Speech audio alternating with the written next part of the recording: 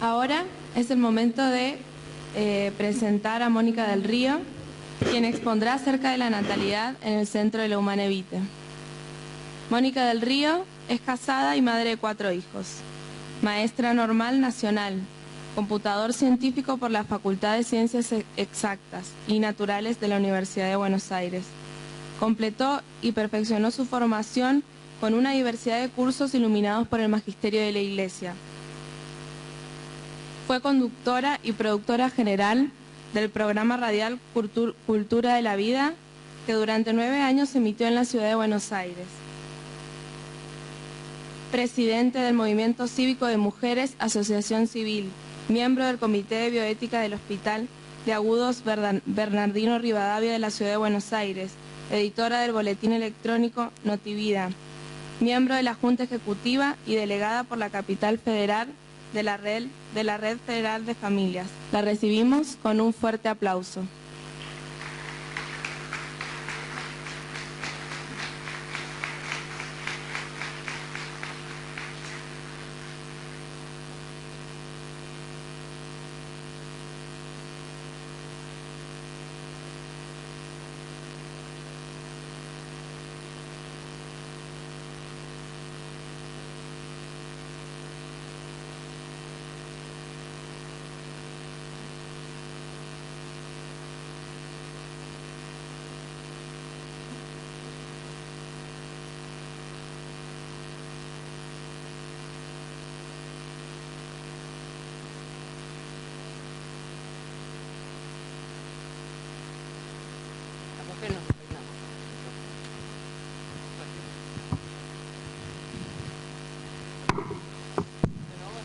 Humane Vitae,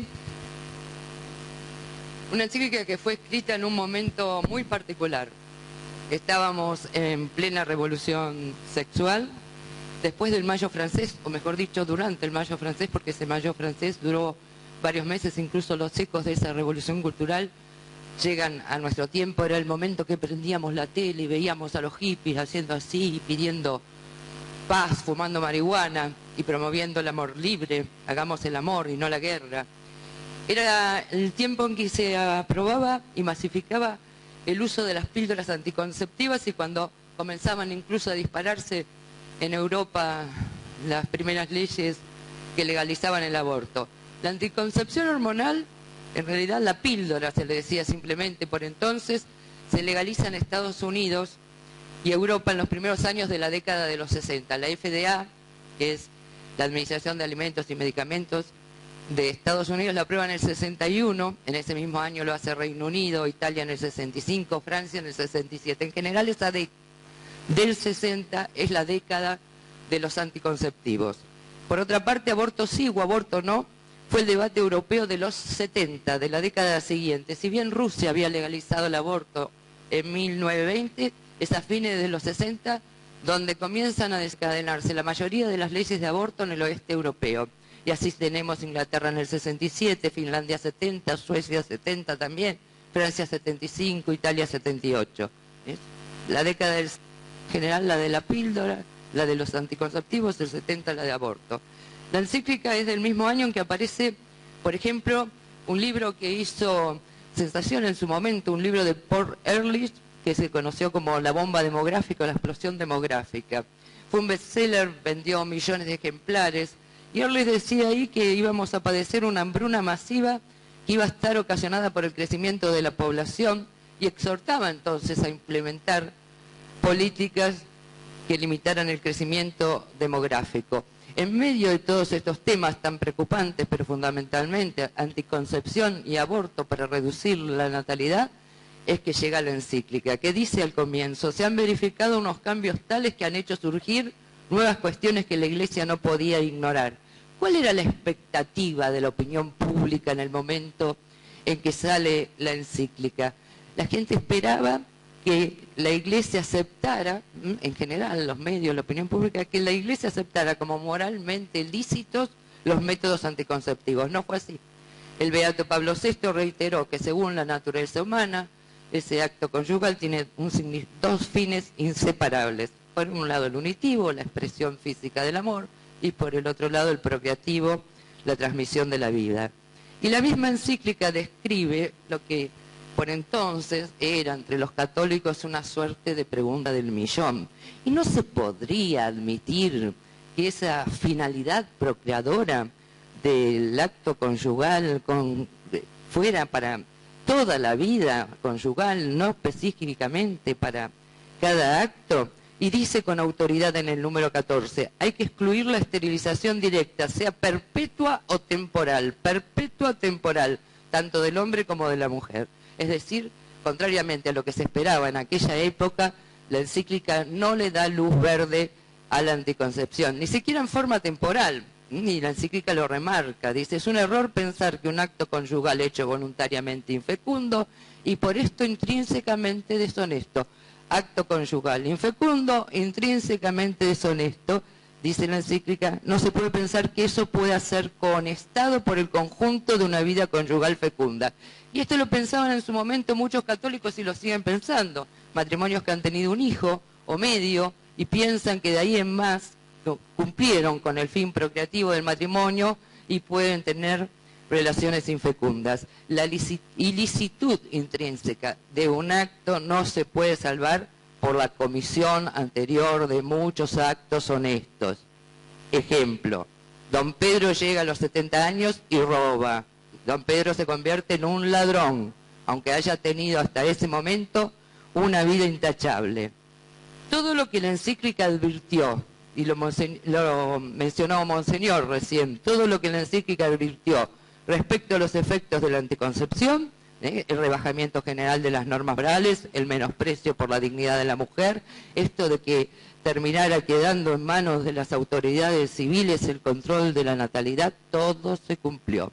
A mí me pareció realmente providencial la organización de este simposio sobre el Humanae Vitae en este momento, porque todos esos temas sobre los que la encíclica arroja tanta claridad, los tenemos hoy en el centro del debate por la ESI, como lo llamamos abreviadamente, a la educación sexual integral. Y entonces a eso yo, que hago seguimiento legislativo, aprovechando la ocasión me voy a referir.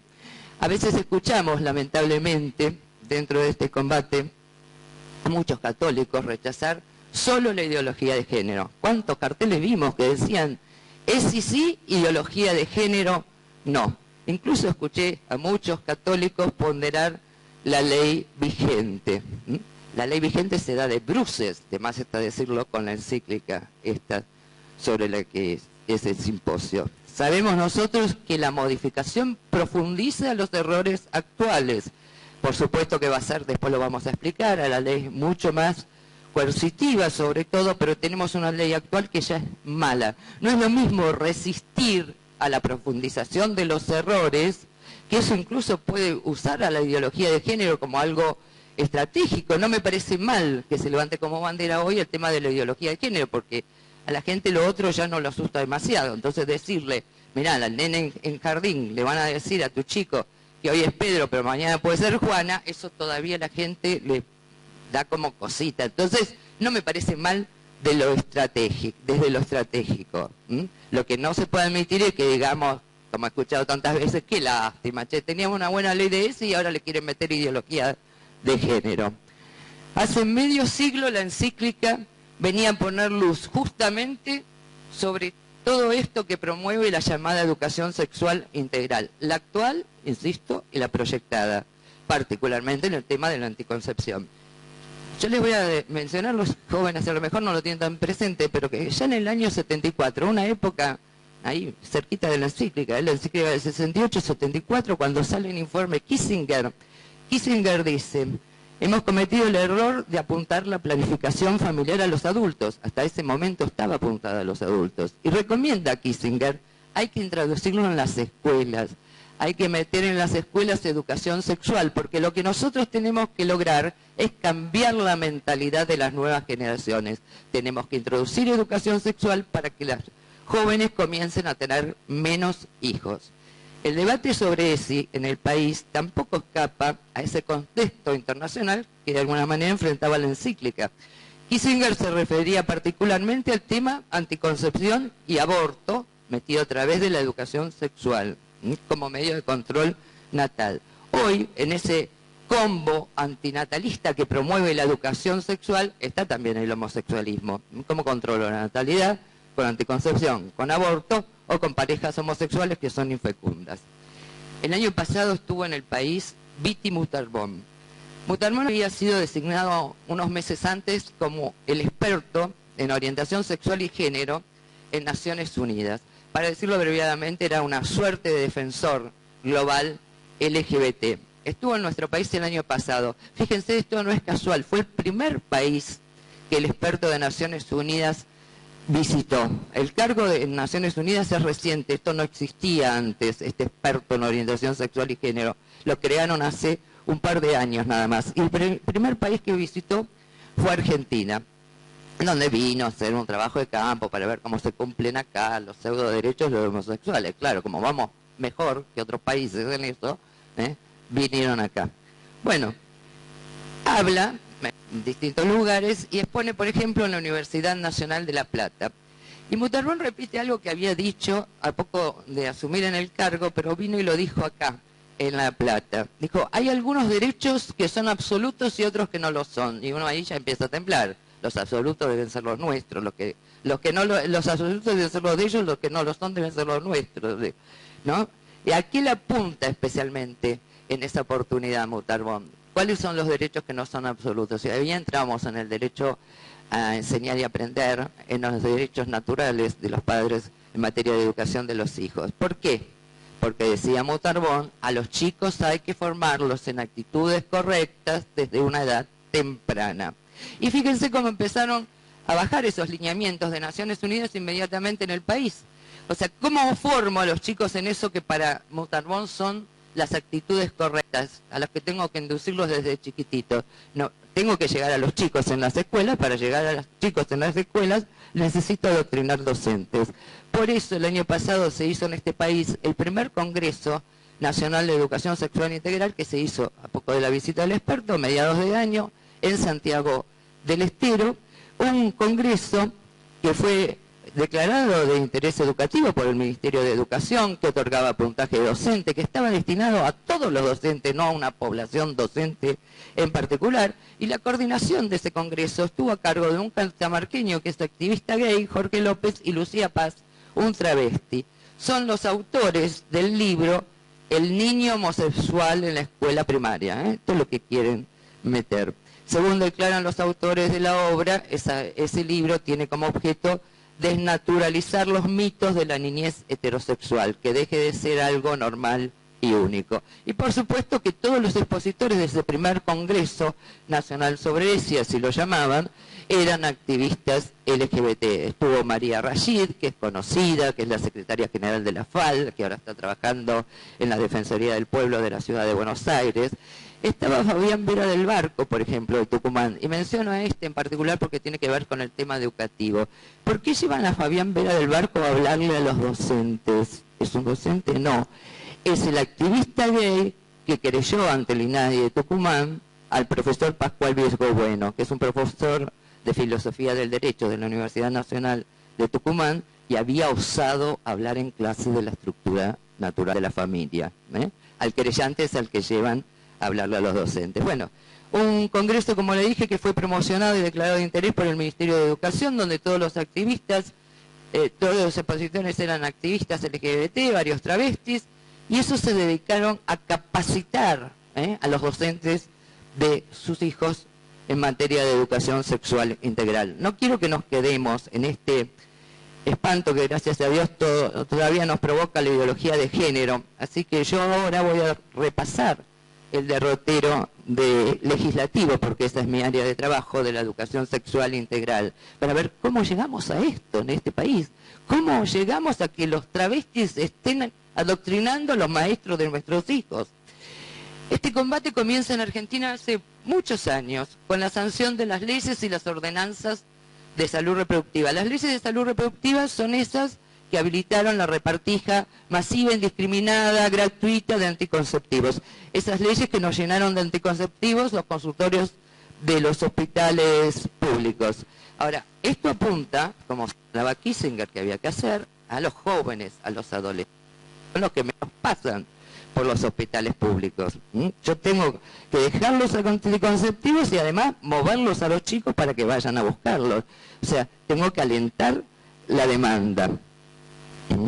Las leyes de salud reproductiva, todas, tienen dos patas. Esa, en materia de salud, repartija de anticonceptivos, y la otra, que tiene que ver con que lleguen a los jóvenes. ¿Y cómo hago? ¿Cómo aliento la demanda? Con el método bayesiano, de dos modos, ¿no? Con los medios de comunicación y a través, fundamentalmente, de la educación. Por eso todas las leyes de salud reproductiva intervienen en esas dos áreas, salud y educación. Nosotros tenemos una ley de salud reproductiva que es de finales del 2002, que se sancionó el 30 de octubre del 2002, pero antes de esa ley nacional ya teníamos varias leyes provinciales, 13 leyes provinciales. Dejemos de lado la de La Pampa, que es un caso especial que no vale la pena acá referir, que se usaron muchas artimañas para conseguir en La Pampa una ley de salud reproductiva a comienzos de los 90. Pero sacando esa, nosotros tuvimos toda una cantidad de leyes que se empezaron a parar una tras de otra. ¿Después de qué? Después de las grandes conferencias internacionales del mediados de los 90, esas que hizo Naciones Unidas. 94 fue la Conferencia sobre Población y Desarrollo de Cairo, 95 Beijing. A comienzos del 96 en el país, una tras otra, las leyes de salud reproductiva. La primera, la del Chaco, comienzos del 96.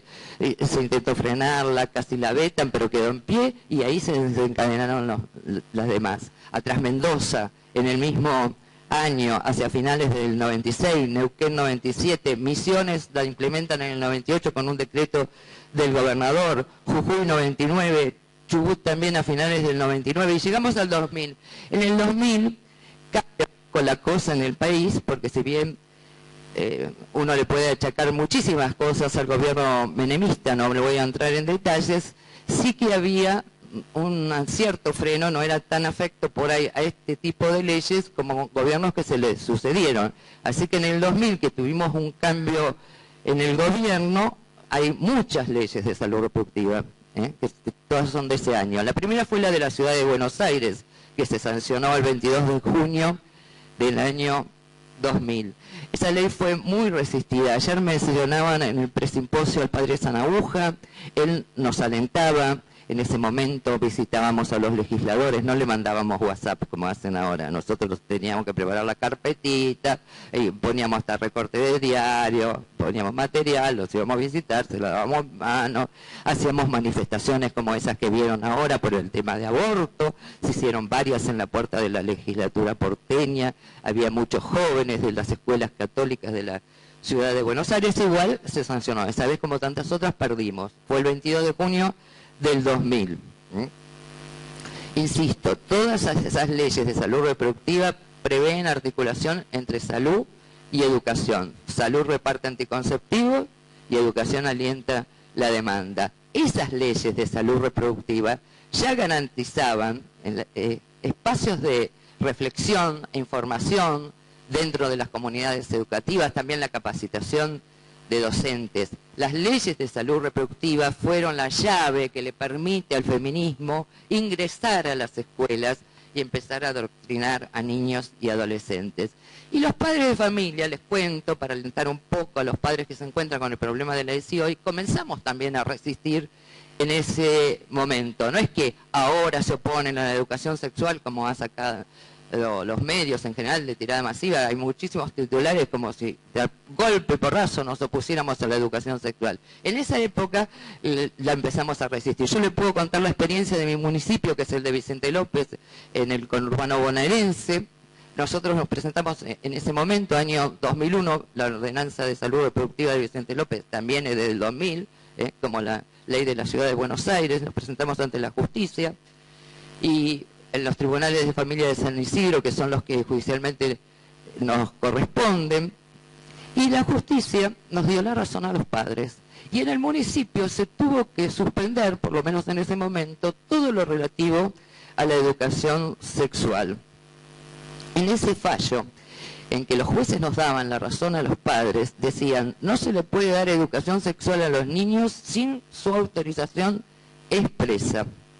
Y lo fundaban en una ley, la mencioné el jueves charlando con algunos, que es la 23849, una ley que nosotros tenemos más o menos fresquita porque la mencionamos mucho durante el debate de aborto. La 23849 es esa ley con la que Argentina aprueba la Convención de los Derechos del Niño. Es la que tiene esa declaración interpretativa que dice que en este país se es niño desde la concepción, por eso la mencionamos tanto. Pero tiene otra declaración interpretativa que dice que las cuestiones vinculadas con la planificación familiar, que es el término que se usaba antes para referirse a lo que ahora llaman salud reproductiva, atañen a los padres de manera indelegable de acuerdo a los principios éticos y morales.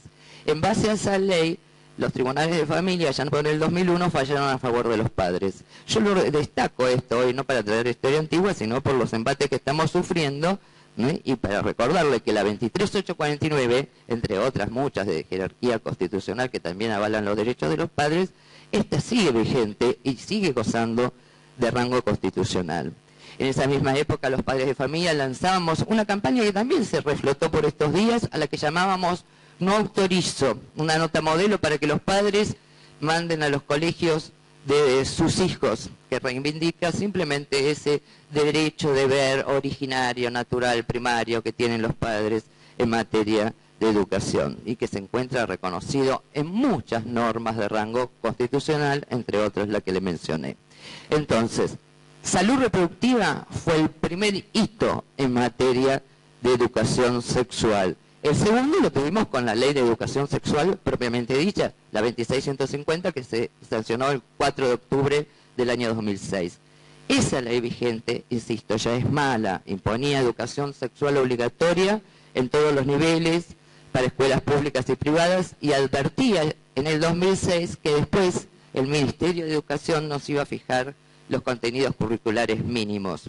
Eso sí, lo que tenía, y ahora se quiere sacar, es que se aceptaba que eso se impartiera en el marco del respeto a los idearios institucionales y en las convicciones de los miembros de la comunidad educativa, y eso incluye a los padres. Algunos se contentaron ya por aquel momento con eso, que es salvar a los chicos de las escuelas confesionales o de gestión privada, sin pensar, por ejemplo, qué pasa con aquellos padres que no puedan pagar la cuota de un colegio privado acorde a sus convicciones, porque esos derechos naturales de los padres son prioritarios, y valen tanto para la gestión privada como para la gestión pública. ¿Qué le quedaba a los padres ya en aquel entonces cuando no coincidieran con eso que la ley definía como la opinión mayoritaria de la comunidad educativa? Tendrían que consensuar sus derechos naturales, los derechos naturales sometidos al consenso. Bueno, esa era la ley del 2006. Pasamos al 2008.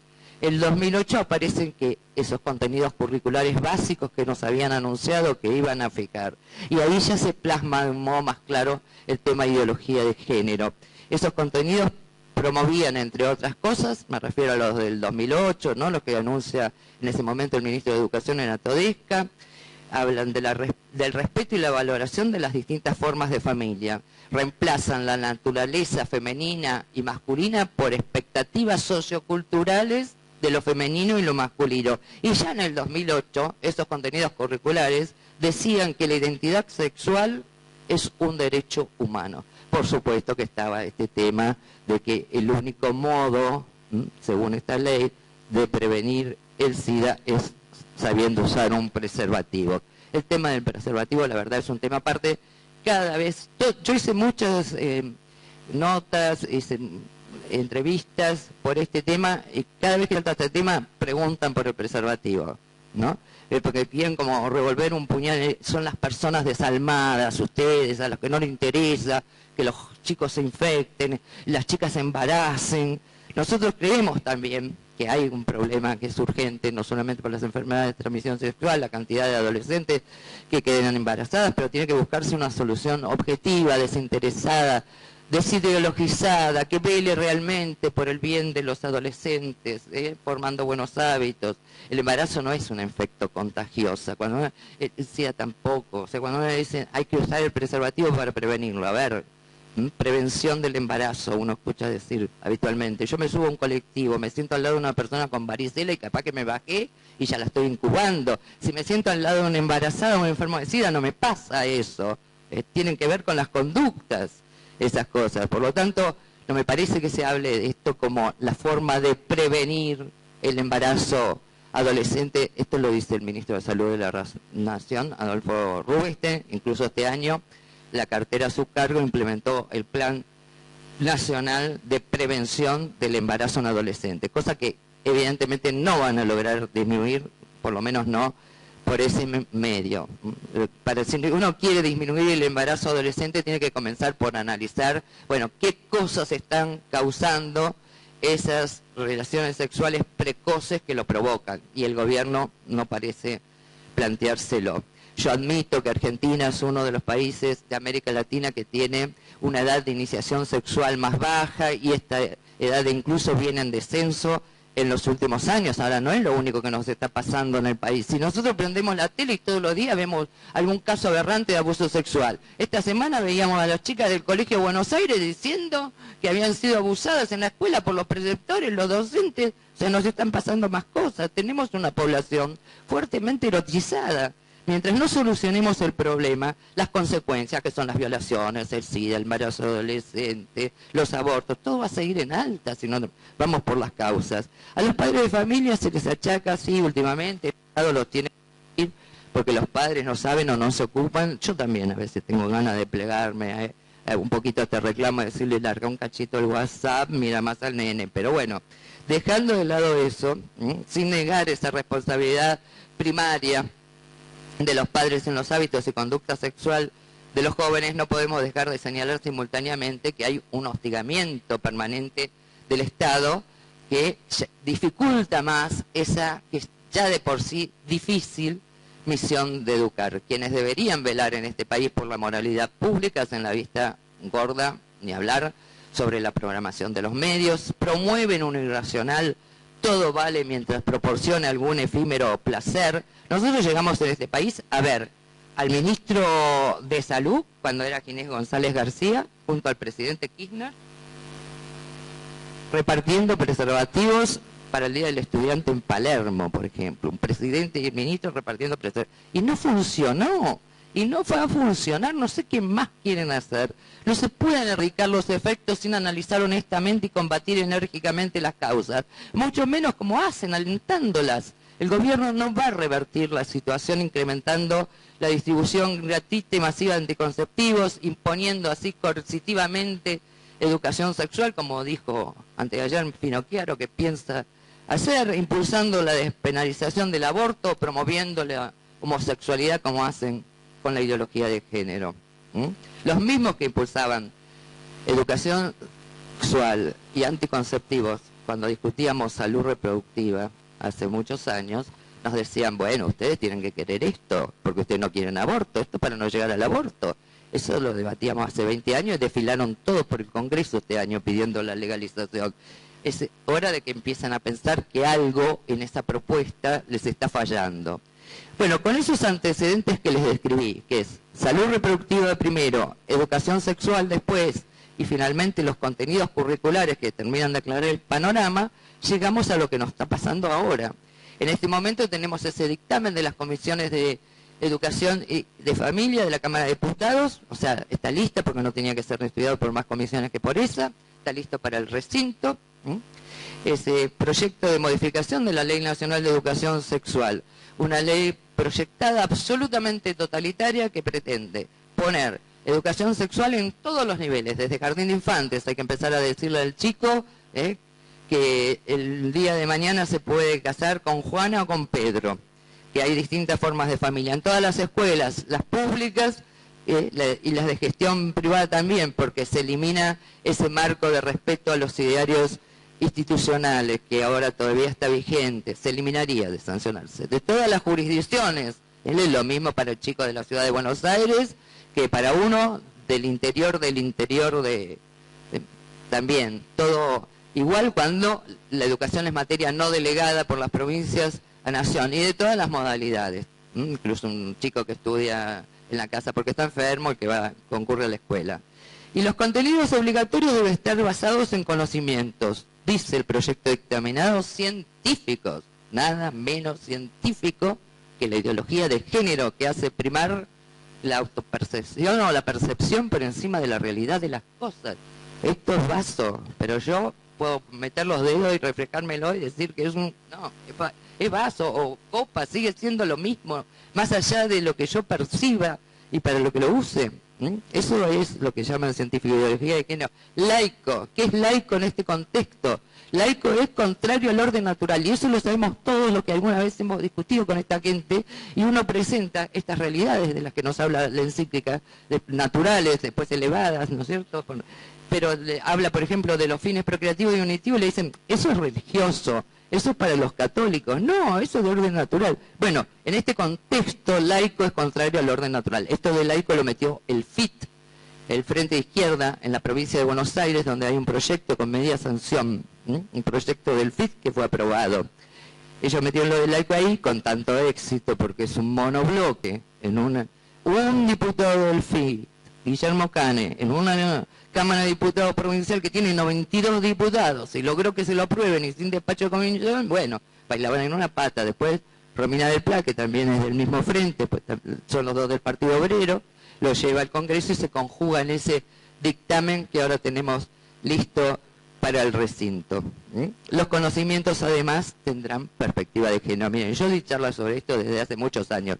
Me acuerdo que trataba de advertirle a la gente sobre la ley de identidad de género, la gente lo veía tan lejano. Me decían, no, pero quédate, a mí no me va a pasar nada, yo vivo en Torcuato, voy con mis hijos a jugar al rugby del Hindú. No, el colegio parroquial de mi distrito nunca va a tener un travesti. Trataba de sacudirlo a la gente inventando ejemplos. Decía la señora, mire, cuando usted esté internada en una habitación compartida y la señora del lado pida el papagayo, no le va a gustar. La gente, ja, qué graciosa, guau, guau, guau. Bueno, ahora no tengo ni que inventar. Ahora tengo los ejemplos concretos de lo que nos está pasando. El otro día publicaba Clarín el caso de Stephen Walt, en Inglaterra. Steve resulta que era un violador preso en el año 2016, había violado a 3 mujeres. Está preso por eso. ¿Pero qué hizo Steve? Steve se presentó ante las autoridades penitenciarias y dijo, no soy más Steve, ahora soy Karen, me autopercibo Karen. ¿Y qué hicieron en Inglaterra? Lo pusieron en el pabellón de mujeres, y el sátiro que hizo lo mismo que venía haciendo, violó 4 reclusas. Eso es ideología de género. Nosotros tuvimos en el país este año un señor que trabajaba en la FIP en Salta, Sergio Lazarovich. Resulta que Lazarovich llega a los 60 años y dice, ¿para qué voy a esperar 5 años más para jubilarme? Si los legisladores dicen que con decir que me llamo Sergia ahora, me autopercibo Sergia, me jubilo ahora, listo. Me voy a levantar todos los días a las 7 de la mañana, ¿para qué? Si dicen que me puedo percibir mujer, me jubilo a los 60. Y se jubiló. Eso es la ideología de género. Eso es lo que nos está pasando. La ley proyectada, además de ser inmoral, es inconstitucional. Así que se esperaría que los padres de familia, si esto se sanciona, hagan lo mismo que hemos hecho antes cuando nosotros teníamos hijos menores, y vayan también a la justicia. Finalmente, ¿qué podemos hacer nosotros frente a esto? ¿Qué nos queda? Tenemos que fundamentalmente revalorizar el matrimonio y la familia. Hay que educar en el amor, educar la afectividad, educar en la castidad, como mencionaba Monseñor recién, y educar para el matrimonio y la familia. Hay que motivar a los jóvenes, no solamente para que se casen, sino que para que cubran que hay que prepararse bien antes de casarse. Prepararse para el matrimonio es disponerse para una vocación que se ha de vivir durante toda la vida. Un mínimo de responsabilidad indica entonces que deberíamos prepararnos bien. Ahora, ¿cuándo se prepara uno? El deportista se prepara bien para esa competencia que él juzga importante. Si no, no. El equipo de fútbol no entrena del mismo modo para un amistoso que para la final de la Copa del Mundo. Así que lo fundamental para que los jóvenes quieran casarse, quieran prepararse bien, es revalorizar el matrimonio. Los educadores deberán formarlos para eso, para que descubran la belleza del matrimonio y la familia. Hay que educar para el amor, para el matrimonio y la familia. Sí, yo sé que yo vengo hoy a decir esto en medio de lo que vivimos, y acá pasa más desapercibido cuando lo digo en Buenos Aires, wow, me gastan en los medios, pero es la realidad. A mí me encantó ese spot que hicieron invitando a este simposio, donde el licenciado José María Herrán les invitaba y decía, porque la verdad del matrimonio no cambia. Y sí, por eso tenemos las mismas recetas. El amor humano se da, aunque parezca perogrullado, entre 2 seres humanos. Le caben todas las reglas, los límites y las exigencias que impone la naturaleza humana. No le puedo decir a la nena de jardín que el día de mañana se puede casar con Juana o con Pedro, que es lo que pasa con la ESI. Somos además seres racionales y el verdadero amor tiene que pasar ineludiblemente por la inteligencia. Dios puso en la sexualidad dos fines, ya los mencionaron, unitivo y procreativo, como recuerda la encíclica en el punto 12. Puso en el hombre ese impulso sexual para que se propague la especie. De no sentir el hombre ese impulso, lo que yo me imagino es que la historia de la humanidad hubiera comenzado con Adán y Eva y se hubiera terminado con Adán y Eva también. Dios nos ayuda con esos impulsos. Para que se reproduzca le dio ese impulso, como le dio el hambre y la sed para que conserve la vida. Es lo mismo. Y me da placer comerme un asado, vaya si me da placer comerme un asado, pero no es el fin de la comida el placer. El placer es bueno, y el placer fue puesto por Dios, pero no es tampoco el fin del acto sexual. Por el acto sexual me uno a otra persona. Lo mencionaban ayer los chicos en el presimposio, este número 9 de la cíclica, me uno en cuerpo y alma. Decían, recordaban ayer, un amor plenamente humano, sensible y espiritual al mismo tiempo. Todo lo que el hombre hace compromete las dos dimensiones. Pretender solo la unidad de los cuerpos, sin el compromiso del amor y la responsabilidad por la vida que pueda engendrarse, discúlpenme chicos, es portarse como un animalito. Para poder entregarse hay primero que poseerse, hay que tener dominio de uno mismo y de los propios impulsos. ¡Wow! ¿Y cuál es esa virtud que hoy parece innombrable, que naturalmente regula el impulso sexual? Es justamente la castidad. La castidad es la que me permite tener una conducta realmente humana. La educación en la castidad es por consiguiente uno de los pilares en la preparación para el matrimonio. La encíclica, en el número 22, llama justamente la atención de los educadores sobre la necesidad de crear un clima favorable para la educación en la castidad. Hace 50 años ya ese documento de Pablo VI mencionaba como un obstáculo para la educación todo lo que en los medios de comunicación social conduce a la excitación de los sentidos y al desenfreno de las costumbres. ¡Wow! 50 años, imaginemos, no había ni internet, ni redes sociales. Imagínense si se levantara la tumba de Pablo VI hoy y nos viera con el WhatsApp. ¿Cuántas más trabas tienen los chicos hoy? Sabemos que es muy difícil resistir a esta mentalidad hedonista imperante, pero les decía, el deportista se entrena bien para aquello que juzgue importante. Y prepararse para el matrimonio, por supuesto que también exige esfuerzos y demanda renuncias. También para esto va a haber que hacer sacrificios. Claro que se van a poner los medios en tanto se valora el fin. Si siempre ha sido difícil vivir la castidad, porque esto no es nuevo, siempre fue difícil vivir la castidad, cuanto más hoy con tantas tentaciones. Yo soy consciente que algunas de las cosas que les dije se describen así de fácil, Ahora, ¿cómo cuesta vivirlas? La Humane Vitae ya en su momento desafiaba los criterios en boga. Hoy es una encíclica que prácticamente nos parece impracticable. Pero estoy convencida de que nos será más fácil hacerlo cuando descubramos que el matrimonio, ese que se funda en los designios de Dios y en la naturaleza humana, es el gran misterio que planifica el amor. Y en nadie escapa que el amor, el verdadero amor, ese para el que nuestros niños y jóvenes merecen ser educados, ese amor a la que la encíclica nos exhorta, es una aventura que vale la pena vivir. Nada más.